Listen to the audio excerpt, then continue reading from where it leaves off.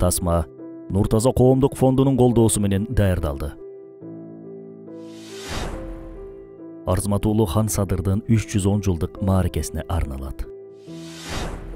Ал 80дей согушка катышып, дээрлик баарында жеңген. 100ден ашуун эрөөлгө чыгып, баарында жеңген. Баскынчы Жуңгар чабуулунун мезин кайтарып, кыргыз жерин бошоткон. Ал 18-кылымда кыргыздын ханы болгон. Ал кыргыз эгемендүүлүгү үчүн канын төккөн Хан Садыр Арзымат уулу.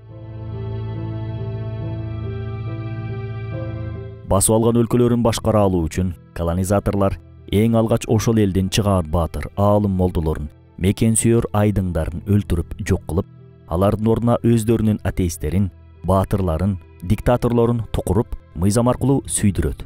Андан сырткары ошол элдин тарыхый, маданий мурасын, динин, тилин, маданиятын талкалап, анын ордуна зордук менен өздөрүнүн бузуку культурасын, тилин жайышат.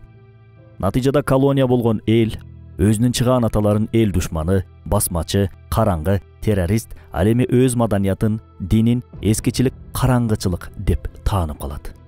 Мына ошентип бир элдин идеологиясын жок кылып, маңызын, табиятын өзгөртүп жиберишет. Сырты кыргыз руху арсыз болгон муун пайда болот. Табиятты өзгөртүү бул эң чоң кылмыш. Байкасаңыздар, бул кылмыштар тарыхты бузуу, өзгөртүү, жок кылуу аркылуу ишке ашууда. Демек, бир элдин тарыхы ошол элдин өтмүшү эле эмес, келечеги, дини, тили барлыгы. Тарых жоголсо, дин да, тил да, анын артынан эл да жоголуу коркунучуна кептелет. Дал ошол сыяктуу эле кыргыз журтун сырткы душмандардан коргоп, аскер курап, өзүнүн өмүрүнүн аягына чейин кыргыз элинин азаттыгы үчүн салгылашкан, бирок тарыхтын кара кутуларына жашырылган, ачылбаган, изилденилбеген тарыхый бейне менен чыгып отурабыз бүгүн. Ал бейне Хан Садыр Арзымат уулу. Темага кирерден алдын сиздерге кичинекей эскертме айта кетели. Ошону унутпаңыздар.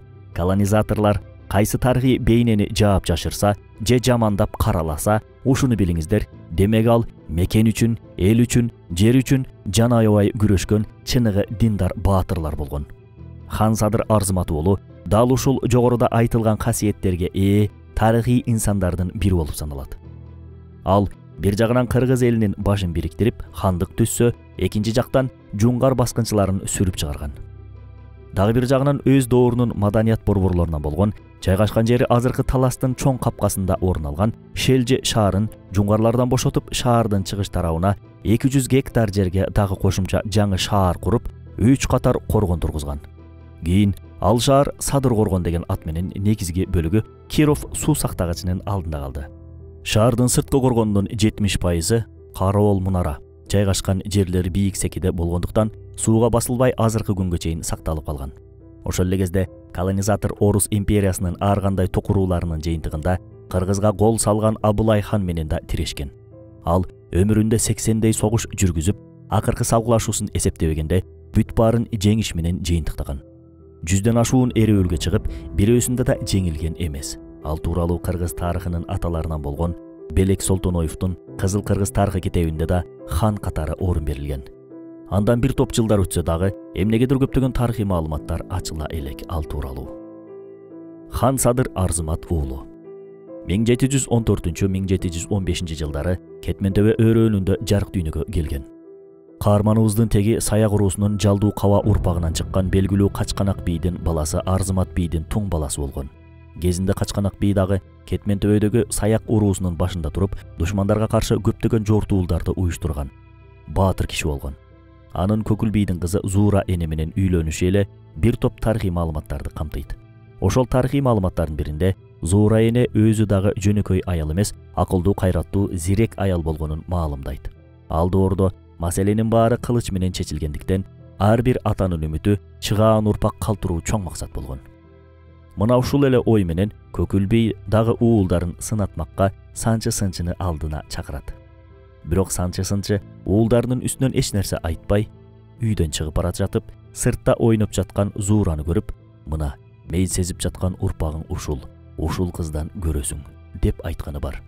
Зуура бойго жетип калган кезде тектүү жерден кыз алуу максатында Качканак бий бир тууган эниси Сарыкеге жар издеп, Көкүл бийдикине жуучу түшүп келет. Зуура жуучу төшүп келгендерди үзүк менен туурдуктун ортосунан шкаалап карап отуруп, дээринде бар кишини дароо байкап, мен инисине эмес агасына тием, алса ошол алсын деп качканакты көрсөтүп кесе айтат. Качканактын өзүнүн Саада деген зайыбы болгон. Бирок Зуура эненин бул сөзүнөн кийин аны экинчи аял кылып алыптыр. Дал ушул сыяктуу окуяны пайгамбарыбыз саллаллаху алейхи вассаламга турмушка чыгуу үчүн сунушун айткан Хадиче энебизден жана Алымбек таткага сунушун айткан Курманжан татка энебизден да көрөбүз. Демек, мекенге, үммөткө кызмат кыла турган арстандарды төрөш үчүн өзүн чыгаан нарк насилдүү айымдар гана сунуштай алат экен. Бул ар кимдин колунан келе бербейт бирок. Качканакка тийгенден кийин Зуура эне бир түш көрөт. Түшүндө анын боз үйүндө 4 жолборстун жатканын көрөт. 4 жолбостон коркпостон кайра аларга баштан аяк сылап мээрим төгөт. Түшүнөн чочуп ойгонгон Зуура эне келечекте 4 уулдуу болорун сезип, 4 уулу тең чыгаандардан болорун түшүнүп, көргөн түшүн дагы дал ушундай жоорuyт. Кийинчен эле 4 уулдуу болду. Анан Зуура эне өз балдарына ушундай жормол берет. Асанды ашка туудум, Арзыматты башка туудум, Көкүмбайды доого туудум, Жооруктуну жоого туудум.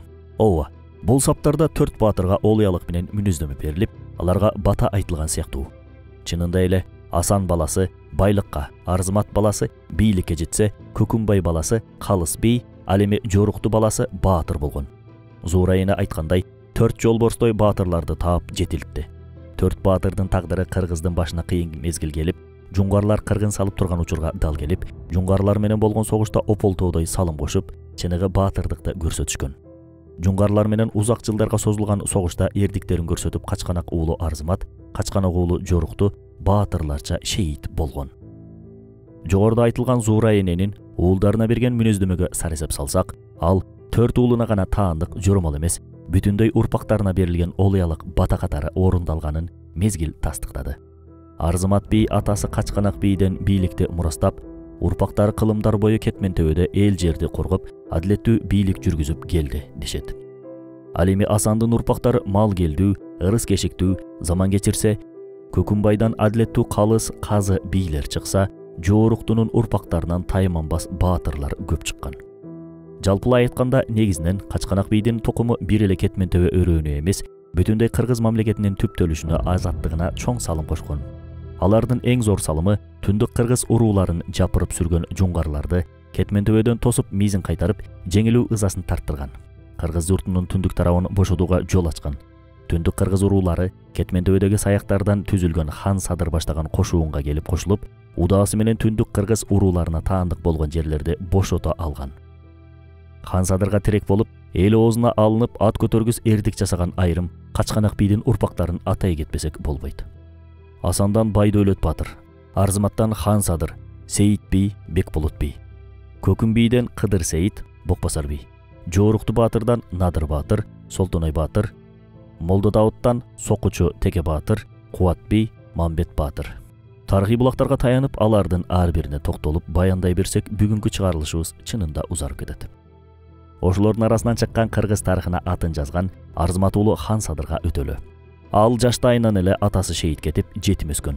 Эр Садырдын балалыгы да, өмүр жолу да жуңгарлар менен күрөшүү учурларына туш келиптир. Ошол доордун эр наамын алган Чыгаан баатыры, жетиген уруусунун өкүлү Байсейит уулу Эр Солтонойдон ал кезде 13-14 жашар Садыр баш болгон Надыр, Солтоной, Теке, Жаңгарач, Качеке, Момокон, Жайыл, Атеке, Торгой, Байдөлөт, Сейит, Бекболот, Бердике өңдүү баатырларыбыз согуш өнөрүн, жекме-жек согушта курал пайдалануу ыкмаларын үйрөнүшкөн.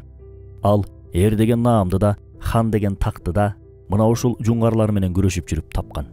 Жогоруда айтылган кетмен төбөдөгү жуңгарлар менен болгон согушка кайра келсек, болжол менен 1743-жылы жуңгарлар кетмен төбөгө бастырып киришет. Жуңгарлар кыргыздардан алдыганча көп болуп, куралдануусу да мыкты деңгээлде эле. Андыктан кыргыздар жуңгар кошуунуна кетмен төбөнүн Акчий Кара суу жайгашкан берки өйүзүн таштап, Коңур өгүзгө өтө качууга мажбур болушкан. Чырак булактагы жазы кечүүдөн карыялар менен аялдар жана жаш балдар өткүчө, жуңгарлардын кошууну куйругулаш келип калат. Ошондо жуңгарларды алаксытуу үчүн Садыр баатыр аларды эриөлгө чакырган экен. Жуңгарлардын биринин артынан бири чыккан 6 баатырын Садыр өлтүргөндө, жуңгарлар чыдабай кетип, жалпы ат коюп согушка киришет. Бактыга жараша эл Бул мезгилде дарыянын аркы өйүзүнө өтүп кетишкен эле. Аркы өйүзгө өткөн кыргыздардын колуна курал кармаганга жарагандардын баары удаа кирип келген жуңгарлардын кечүүдөн өткөрбөй тосуп, жана аябаган согуш болот. Жазы кечүү согушунда жасаган эрдиктерине күбө болгон эл Садыр Батырга эр наамын берип, ошондон кийин эр Садыр аталып калат. Мизи кайткан жуңгарлар дарыядан өткөнгө даабай эки кошуун маңдай тескей болуп туруп калышат. Сап тартып турган чоң согуш болбогону менен бул эки элдин бири-бирине тынбай кол салып, малына тийип, айылдарын чаап айтор касташуулары узак убакытка чейин созулган. Айрым маалыматтар боюнча ушундай майда согуштар 12 жылга чейин созулуп турган. Эр Садыр Жайыл Баатыр жана Момокон Баатыр менен да жакын болгон. Эр Садырдын биринчи аялы Канбү Момоконго жакын эже же карындаш болгону тууралуу да маалыматтар бар. Кантсе да алардын жуңгарлар менен жанаша согушкандыгы ырас. Бийлердин чечими боюнча Эр Садыр менен Жайыл Баатыр өз жигиттери менен чалгындоо жүргүзүшүп, эге келгенде баскынчы жуңгарларга кол салып да турушкан. Ушундай бир чабышта жуңгарлар кыргыздардын артынан сая түшүп кууп калат. Негизи аларды кыргыздар өз буктурмаларына баштап келе жаткан эле. Ошондо Эр Садыр Кетмен-төбө тарапка качымыш болуп, калмактарды туюк үңкүргө баштап келет. Эр Садыр менен жигиттери үңкүргө кирип кетишкенде, калмактар да алардын артынан кууп келип кошо киришет. Дал ошондо бугуп жаткан жигиттер үйүлгөн ташты кулатышып, үңкүрдүн оозун бүтөшкөн. Эр Садыр болсо өз жигиттери менен үңкүрдүн түштүк тарабындагы оозунан чыгаары менен аны да бекитишип, от жагышат. Ошондо суу жыгач түтөп, үңкүрдүн ичи ышка толунган. Натыйжада үңкүрдөн бир да адам чыга алган эмес. Үңкүр салгылашуусу узак убакыт бою кыргыздар колдонгон согуш стратегиясы болуп саналат. Кыргыздар мындай үңкүрлөрдү атайын жасашчу. Аны башта Тешкен тоо дешип, мал жанды жашыруу үчүн колдонушкан. Кийин ал жер душманды алдап киргизип, жок кыла турган жайга да айланып кеткен. Кыргыздар бул согуштук ыкманы илгертеден колдонуп келишкен. Аны түлкү ыштоо, таш капкан деп да аташкан. Мындай капкандарды жасоо үчүн бийик аскалардагы терең үңкүрлөрдүн бүтүк жагын тешип, Тешкен тоо жасап, анан аны баскынчы душманды кыруу үчүн пайдаланышкан. Уруу аралык согушта мындай капкандарды колдонууга уруксат берилген эмес. Андыктан мындай капкандардын ордун аксакалдардын тобу гана билген. Негизи эле кыргызда уруу аралык араздашуулар илгертеден болуп келген тилекке каршы. Алсак, жуңгарлар кыргыз жерин бастырып кирип келе жаткан мезгилде Бугу менен Сарыбагаш урууларынын ортосунда Бозо урушу деп аталган чыр чыгат. Бул акыбал Эр Садырды түйшөлттү. Атаганат кыргызым-ай, алдыда жуңгардай бир жоо турса бири-бирибиз менен урушуп отурабыз. Эң биринчи маселе Ала тоо аймагынан баскынчы жуңгарларды сүрүп чыгаруу керек, деп Эр Садыр чырды тынчтык жолу менен чечет. Тилекке каршы бул көйгөй азыркы күндө деле бар. Сен баланчачысың, мен түкүнчөчү. Же болбосо сен тияктык, мен бияктык. Атүгүл бул бөлүнүү саясат майданына чейин кирип баргандыгы өкүндүрөт. Бул жакта мамлекеттин тагдыры турса, мамлекет башкаруучулары өздөрүнүн жердештерин көздөп отурат. 1745 жылы жуңгарлардын колу Ташкенттин алдындагы салгылашууда Абдул Керимден жеңилгенден кийин Эр Садыр Кетмен-төбөдөгү бийлерди жыйнайт. Ал жерде Актала менен Жумгалды жуңгарлардан бошотуу тууралуу маселени коёт. Аталган аймактарды бошотууда кыргыздын башка баатырлары менен бирге Эр Садыр да жигердүү катышкан. Бул күрөштө Эр Садырдын машинанын моторунда эле кызмат кылганын көрөбүз. 1747 жылы Кетмен-төбөдө Буура кандын белинде чоң курултай болуп өтөт. Жыйынга Анжиян, Ташкент, Ысар, андан ары Тээ көлөптөн бери кыргыз, казак, өзбек келишип, бир топ аттуу баштуу бийлер чогулат. Максаты жуңгарга каршы согушту жетектеген аскер башын шайлоо эле. Көпчүлүгү буга чейин көп эрдиктери көрсөткөн Эр Садырды сунушташат. Бирок анын бул кызматка татыктуу экенин билүү үчүн сынамак болушат. Акылман бийлердин бирөөсү ушундай сунуш киргизет. Баарыбыз Ак Ордого чогулган кезде Эр Садырды чакыралы. Ал кирип келген кезде эч кимибиз ордубуздан турбай коелу. Ал өз ордун таап отура алат бекен же отура албай калабы? Мына ошентип эле аны сынап коебуз. Баары макул болушуп, Ак Ордого чогулуп орун алышат. Жанагы акылман болсо төрдөн орун алат. Эр Садырды чакырышат. Эр Садыр сырттан «Ассаламу алейкум» деп салам айтып кирип келген кезде, дал ошол акылман бий эң биринчи өзү ордунан ыргып тура калып, ордун бошото калган экен. Кийин эмне үчүн өзүң ыргып тура калдың деп сурашканда ушинтип жооп берет. Эр Садыр ичкери кирип келгенде ушунчалык сүрдүү кирди, кудум эле аны менен кошо жолбош кирип келаткандай болду. Ордумдан кантип ыргып турганымды билбей калдым. Мына ошентип чоң жыйында толтура эр азаматтардын арасында жалпы аскер башчылыкка эр садырды шайлашат. Мунун өзү эле эр садыр жөнүндө бизге көп нерсени айтып турат. Белек Солтоноев Кызыл Кыргыз тарыхы китебинде ушинтип жазат. Хан Садырга бүткүл арка кыргыз моюн ийип, айтканынан чыккан эмес. Демек бүткүл арка кыргызында ошол мезгилде Садырдан озгон киши болбогон. Ушул себептен Саяк кыргызынын кадыры башка кыргызга караганда аркалыкта үстүн болуп доору жүргөн. 1755-жылдары жуңгарлардын ичине бузук түшүп, биримдиги ыдырай баштайт. Мындан кабардар болгон кыргыз Али Те Анжиян аксыдан бери келишип, Кетмен төбөгө чогула башташат экен. Караламан эл топтолгондо калк ичиндеги кадырлуулары, эл коргогон баатырлары, бийлери бир үргөөгө топтолуп кеңешме өткөрүшөт. Бул кеңешмеде жуңгарларды Кетмен төбөдөн кууп чыгуу чечимин кабыл алышып, кол башчылыкка кайра баягы эле эр садыр шайланыптыр. Эр садырдын башчылыгында жуңгарларды биринчи Кетмен төбөдөн, андан кийин жалпы кыргыз жеринен сүрүп чыгаруу даярдыктары башталат. Согушка эр садырдын Сейит, Бекболот аттуу бир туугандары да катышкан. Ошондой эле бул согушта Байдөөлөт баатыр, Теке баатыр, Надыр баатыр, Солтоной баатыр, Календер баатыр, Жаңгарач баатыр, Коңкобай баатыр, Торгой баатыр, Атаке баатыр, Жайыл баатыр, Момокон баатырлар баштаган дагы бир топ баатырлар да болгон. Жуңгарларды Кетмен төбөдөн сүрүп чыгаарда жана аябагандай катуу согуш жүрүп, кыргыздын көп баатырлары шейит кетет. Ала белден түшкөндө Терис деген өрөөн бар. Калмактар мына ошол өрөөнгө күчүн топтоп, катуу каршылык көрсөтүшөт. Кийин калмактын кошууну ашууну карай чегинип, азыркы Жайсаң өзөнүнө киришет. Бул жер аябагандай тар болчу. Андыктан бул жерде согушуу оңой эмес эле. Ошондо эр садыр жуңгардын башчысын жеке эрибөлгө чакырат. Жуңгарлардын ошондогу башчысын эч ким даай албаган Алп баатыр болгон деп айтышат. Бирок эр садыр бир канча кыйынчылык менен жуңгардын Алпын жеңип, башын алган экен. Жуңгарлар башчысын Жайсаң деп аташкан. Бул өзөндө алардын Жайсаңы өлтүрүлгөндүгүнөн улам, ал жер Жайсаң деп аталып калган. Ушул жеңиштен кийин жалпы кошуундун чечими менен эр садырды хан көтөрө ийишет. Анткени бул жеңиш аларга аябай чоң үмүт берген эле. Болбосо хан көтөрүү ниети ага чейин болгон эмес. Кетмен төбөнү гана бошотуу ниети болгон. Кийин бүтүндөй Ала тоону бошотобуз деген чоң максат менен хан шайлашмай болушат. Бул шайлоого Ала белдин үстүндөгү согушта катышкан бардык бирлер шайлаган. Эр садырды хандыкка көтөргөндө кыргыздын 37 бийлери катышкан. Кыргыздын байыркы жүрүлгөсү менен ак боз атты курмандыкка чалып, курмандыктын каны чачыраган ак кийизге эр садырды отургузуп хан көтөрүшкөн. Чынында эле ошондой кырдаалда кыргыз элин бир туу астына бириктирүү өтө маанилүү эле. Себеби Нарын, Ысык көл, Чүй талас жерлери да жуңгар баскынчыларынын колунда болчу. Жуңгарларды Кетмен төбөдөн сүрүп чыгуу кыргыз элинин жуңгарлардын үстүнөн биринчи жеңиши болгону менен бул чоң согуштун башталышы гана болгон. Эки тарап согушкандан кийин сөзсүз түрдө туткундар, барымтага алынгандар болгон. Жуңгар баскынчылары туткундардын арасындагы кош бойлуу аялдардын ичин жарып, туткун болгон жигиттерге төөнүн ширисин башына каптап, маңкурт кылышкан. Кыргыздар болсо куралын таштап, жан соого сураган калмак жоокерлерин жана жаш балдар менен аялдарды өлтүрүшкөн эмес. Кантсе да мусулман эл эмеспи? Аларды согуштан түшкөн олжо менен бирге ар урууга бөлүп беришкен. Көрдүңүзбү айырмасын? Бүгүн жуңгарлар түп тамыры менен жок болуп кеткен эмес. Алар азыр деле бар. Бар болгону жуңгарлар кыргыздардын ичине сиңип кыргыздашып кетишкен. Мисалы, азыр аларды эч ким жуңгар же калмак деп атай албайт. Кезинде душман болушса да, алар өзгөгө эмес өзгө айланышкан. Бул дагы элибиздин дини менен нарктуу салтынын ширелүүсүнөн пайда болгон айкөлдүктүн жемиши.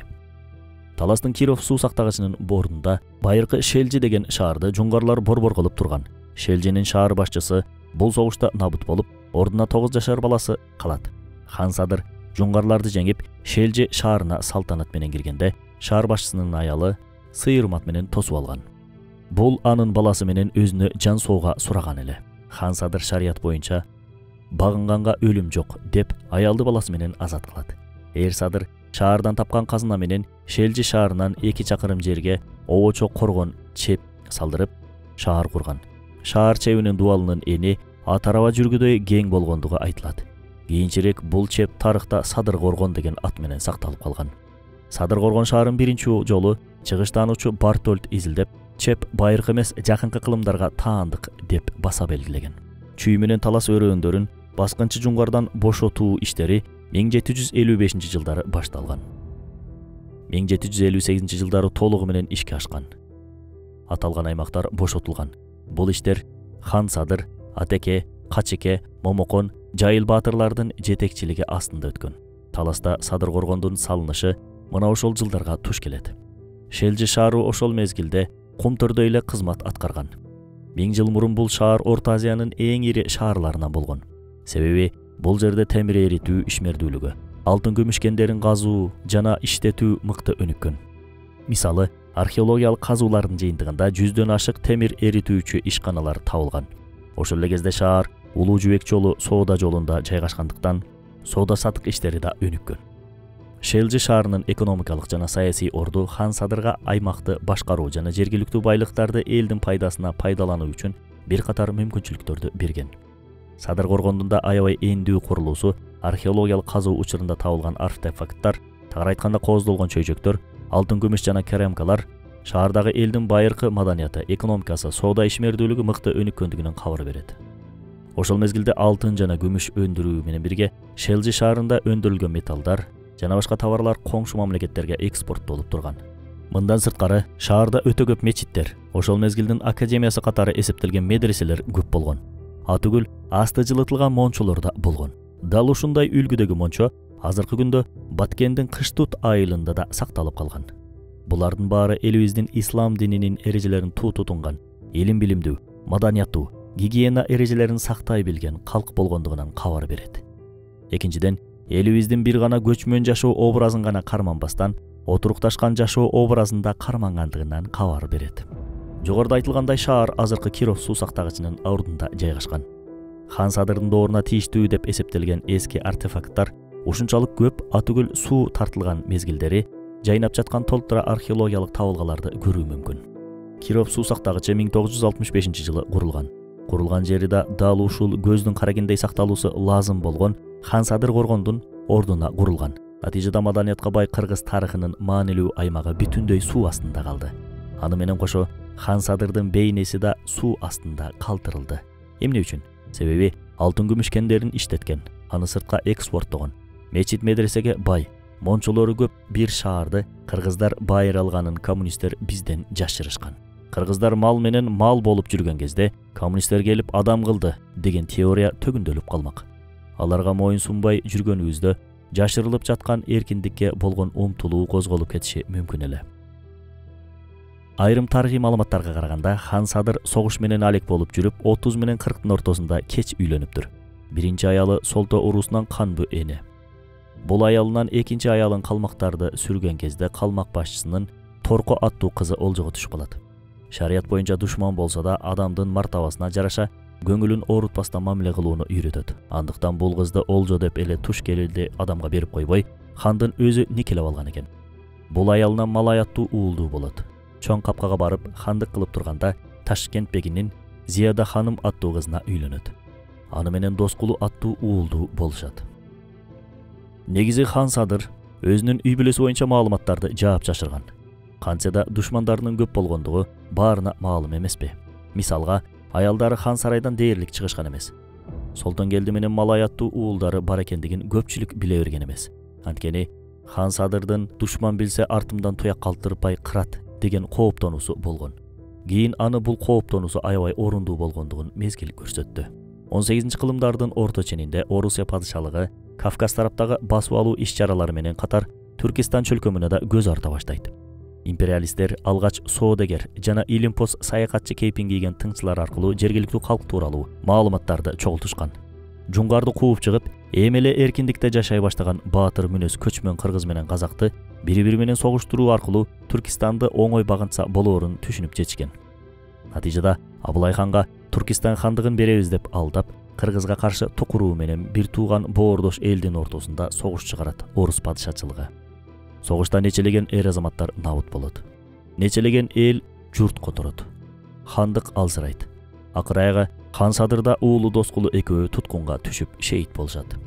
Архивдик материалдар кыргыздардын Абылайдан жеңилип калышынын себептерин ушундайча түшүндүрүшөт. Биринчиден, чабуул күтүүсүз болгон жана кыргыз бийлеринин балдары Абылай хан тараптан барымтага алынган. Натыйжада Хан Садыр жалгыз калган. Бул эң чоң себептерден. Экинчиден, Кетмен төбөдөгү саяк урууларынын башында турган Сейит бий менен Бокбасар бий баштаган кошуун кечигип келип калат. Хан Садырдын иниси Сейит бий Абылай ханга каршы кол топтоп жардамга келгенче, Хан Садыр уулу Доскул экөө Абылай хан тарабынан өлтүрүлгөн болот. Хан Садыр 1780-жылы уулу Доскулу экөө шейит кетет. Анын сөөгүн иниси Сейит бий барып алып келип, жаназасын окуп, Кашкаттагы мүрзөгө жашыруун көмөт. Кийин кайерге көмүлгөнү билинбей белгисиз боюнча калат. Ооба урматтуу тарых сүйүүчүлөр. Бүгүнкү тасманын каарманы Арзымат уулу Хан Садыр тууралуу башкалардай эле сизде дагы бир ой санааңызды бөлгөндүр. Эмне үчүн бул каарман ошончо атактуу болсо да, уккан эмесмин. Эмне үчүн бул тууралуу маалыматтар жок деген ойлор сизди дагы курчагандыр. Бул суроолордун жообун кыргыз тарых беттерин ачып терең изилдеп карасаңыз, тез эле жообун табасыз. Кайсыл гана улуттук тарыхый каармандар же тарыхый окуя маалыматтар болбосун, кыргыз журтчулугуна колониалдык саясатын ишке ашыруу максаты менен кирип келген Орус империясы жана андан кийин келген коммунисттик идеологияны тагынган Совет бийлиги бурмалап, кара кутуга кулпулап, керек болсо жергиликтүү калкка каршы тукуруп, каралап, эл душманына айланткан. Бул дооматтарга кече эле өлкөбүзгө кирип келген Совет бийлигинин Кызыл армиясына каршы турган каршылаш жоосу ок жаадырган замбиректер менен келсе да, колуна кылыч сойыл алып, жерин элин коргоп каршы чыгып кырылган эр жүрөк ата бабаларыбыздын, баатырларыбыздын, басмачыга айланган чыгаандардын окуяларын карап, изилдеп, далилдеп көрсөк болот. Мына ошол эле Совет бийлигин коммунисттик идеологиясынын таасири Кетмен төбөдөгү Качканак бий тукумдарына дагы тийип, курмандыгы болушкан. Качканак уулу Арзымат бийдин урпагы Сейит бийден Керимбай болушка чейин эл кызматында болгон кыргыздын чыгаан уулдары ошол идеологиянын курмандыктары болушкан. 1917-жылы Орус падышачылыгы кулагандан кийин большевиктер бийликке келип, Совет бийлиги кыргыз журтуна орногон. Мына ошондон тартып Орус падышачылыгынын убагында шайланган болуштарды Байманап бий урпактарын кулакка тартуу башталган.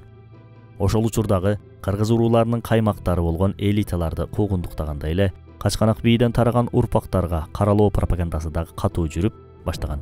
Совет бийлигинин коммунисттик идеологиясына сугарылган айрым бир өздөн чыккан күчтөр жалган жалааларды жаап, кыргыз улуттук баалуулуктарын, тарых санжыра адабият дастандарын, эпосторун жаап салышкан. Арзымат уулу Хан Садыр боюнча тарыхый санжыра маалыматтарды дагы бурмалап, жаап жашыргандыгы аз келгенсип, кээ бир терс жалган маалыматтарды дагы таратышкан. Тилекке каршы, ошондогу Совет бийлигинин коммунисттик идеологиясынын таасири бүгүнкү күнгө чейин жетип, ошондогу жабылган, караланган тарыхый фактылар тоңдурулган бойдон жатат. Жогоруда айтылган тарыхый орду бар инсандарыбыз ар бири өз учурунда маанилүү ролду аткарып, элибиздин көз карандысыздыгына, мамлекет катары түптөлүшүнө чоң салым кошушкан. Ошол өткөн замандын кыйын бир учурларында кыргыз журту башынан оор сыноолорду кечирип турганда, мамлекетибиз туш тараптан келген баскынчылардын курчоосунда калып, жок болуп кетээр учурунда сууруп чыгып, бүгүнкү күнгө жеткенибизге салым кошкон. Дүйнө тарыхын ары коюп, өзүбүздүн Орто Азия тарыхына көз сала турган болсок, канчалаган мамлекеттер кыйрап, канчалаган улуттар жок болуп, тагдырдын оор кыйышына туруштук бербеген ата бабаларыбыз мамлекет куруп, мурастап, бизге таштап кетишти. Быйыл Хан Садырдын 310 жылдык мааракеси белгиленгени турат. Кыргыз мамлекеттүүлүгүн түптөгөн жана аны сырткы душмандардан коргоп, өлкөнү өнүктүргөн инсанды эскерүү аз эми, албетте мамлекеттик деңгээлде өтөт деп ишеништебиз. Баяндалган тарыхый маалыматтар бул бир деңиздин бир тамчысындай болгон көлөмдөгү гана маек болду. Эгер дагы ачыкталып изилденсе, балким бир канча тарыхый илимий ачылыштар, томдолгон китептер, тарыхый тасмалар жарыкка чыгат беле. Таластагы чоң капкада азыркы Киров суу сактагычы тартылган кезде байыркы Садыр-Коргон шаарларынын орду байкалып турат. Ал эми Кетмен төбөдөгү азыркы Токтогул шаарынын чыгыш тарабында жайгашкан Кызыл Туу айылынын үстүндө Каракаш деген дөңсөө бир жер бар. Хан Садырдын Кетмен төбөдөгү хан ордосу ошол жерде болгон. Хан Садыр таласты жуңгарлардан бошотуп, Садыр-Коргон шаарын курдуртканда, Кетмен төбөдөгү хан ордосуна Кызыл Баш деген ишенимдүү жан жигиттин сакчысын баш кылып, зайыптары Камбуу менен Торкону балдары менен ошол жерде кармаган. Ал эми Акчи Кара Суу шаарынын иниси Сейит бийге дайындаган. Бүгүн ошол Кетмен төбөдөгү Каракашта хан ордосун сактап, реконструкциялап, Кетмен төбө өрөөнүнөн чыккан тарыхый инсандарынын тарыхый ордосуна айландыруу керек экендиги маанилүү. Бүгүнкү күндө хан Садырдын ысымы тарых барактарында эле башка эч бир айыл же шаар жада калса көчөлөргө дагы наамы ыйгарылбагандыгы өкүндүрөт. Хан Садыр өзү менен замандаш бир топ белгилүү кыргыздын кыраан баатырлары менен мамиледе болгон. Алардын ичинен бир кошуунда бирге болуп казатташтары болгон баатырлар ушулар: Жайыл баатыр, Момокон баатыр, Торгой баатыр, Эсенгул баатыр, Атеке баатыр, Жаңгарач баатыр, Надыр баатыр, Теке баатыр, Байдөлөт баатыр, Качыке баатыр, Эр Солтонойлор. Кыргыздын жоон топ баатырларындай эле хан Садырдагы Эр Солтонойдон согуштук ыкмаларды үйрөнүп сабак алган. Хан Садырдын дээрлик көп салгылашууда аны менен бирге Надыр баатыр жандап жүргөнү айтылат. Торгой баатыр болсо согуштарда туу көтөргөн эң ишеничтүү баатыр жан жөөкөрү болгон. Абылай хан менен болгон согушта хан Садыр жана уулу Доскул менен бирге туткунга түшкөн. Хан Садыр Абылайдан Доскулуну азат кылууну талап кылганда уулу Доскул баш тарткан экен. Атамды душмандын колуна таштап кантип барам журтума деп жооп берген соң хан Садыр Торгой баатырдын көкүрөгүнө тууну уруп, үстүнө зоотун кийгизип, чыгарып жатып, конумду Эсенгул кубаласын деп керез айтат. Ооба, хан Садыр Абылайдын колунан тирүү чыкпасын билген. Илгерки салт боюнча ататектүү адамдын артынан конун өндүрүү намустуу иш болуп саналган. Кээ бирки бурмаланган тарых санжараларында хан Садыр менен Эсенгул баатырды бири-бирине касташкан душман катары жазган. Мына ушул хан Садырдын акыркы керези Эсенгул баатыр менен ынак мамиледе болгондугун айгинелеп турат. Хан Садырдын жылдызы жанып турган учурда башка түркистандык боордош, казак, өзбек, уйгур элдеринин баатыр бийлери менен жакшы мамиледе болуп, соода сатык, илим билим жаатында, диний жаатта, өндүрүштүк тармакта кызматташып турушкан. Ошол учурда бүтүндөй Түркистан эки ири ажыдаардын ортосунда калганын жакшы түшүнүп, кыргыз элинин башын бириктирип, кийин башка түркистандык аскерий күчтөрдү бириктирип даяр турууну кыялданган. Ал эки ажыдаардын бири Цин империясы болсо, экинчиси Орус империясы. Бирок тилекке каршы бул кыялы ишке ашпастан тескерисинче башка түркистандык аскердик күчкө атаандаштык жаралып, натыйжада аны менен касташууга алып келген. Ал дагы Түркистанга өз бийлигин орноткусу келген Абылай хандын аскердик күчү эле. Кийин мезгил көрсөткөндөй, хан Садыр менен Абылай хандын касташуусунун натыйжасында 18-19 кылымдарда хан Садырдын жеңилип, боордош кыргыз, казак, өзбек, түркмен элдери бүтүндөй Орус империясына баш ийип калышты. Ал аз келгенсип, анын артынан эле советтик режимге баш ийип калдык. Мынакей, бир туугандардын касташуусу эркиндигибизди колубуздан алды. Ага кошумча тилибиз, динибиз чектелип, маңкуртташтык. Азыркы күндө да кыргыз, казак спорттогу болоор болбос адилетсиздиктин айынан, анча-мынча билимсиз ырчынын айынан кайра ынтымагын бузуп жибере жаздап турушат. Ушуну унутпайлы. Эгерде биз касташа турган болсок, кайра эле эки баштуу кузгунга кул болобуз. Бул кулчулук дагы узак мөөнөткө уланып кетиши мүмкүн. Ошондуктан сергек болуп, ар кандай убактылуу провокацияларга алдырбашыбыз абзел. А эгер бул бир тууган элдер касташпастан достукта, ынак мамиледе болсо кандай болот? Келечектин күзгүсү болгон тарыхка кайрылалы. Белгилүү болгондой, кыргыз, казак, өзбек биримдикте болгон кезде баскынчы жуңгардын мизин майтарып кууп чыкты. Азыр деле бүткүл мусулмандар, түркүй элдери, анын ичинен Түркистандын баатыр уулдары болгон кыргыз, казак, өзбек, түркмөн бириксек, ынтымакта болсок, албетте түндүктөн, батыштан, экономикалык, саясий жана маданий жактан каптап келе жаткан душмандын мизин майтара алабыз. Александр Македонский, устаты Аристотель философтон мынтип сурайт: мен басып алган жерлердеги элдерди кантип өз диктатурамдын астында кармап башкарып тура алам? Аристотель ушинтип жооп берет: элдердин арасында чыр чатак, душмандык сыяктуу урукту чачышың керек. Алар бири-бири менен согушкан кезде калыс катары, көйгөйдү чечүүчү инсан катары кайра эле өзүң болосуң. Бирок аларды элдештире турган бүткүл жолдорду жабасың.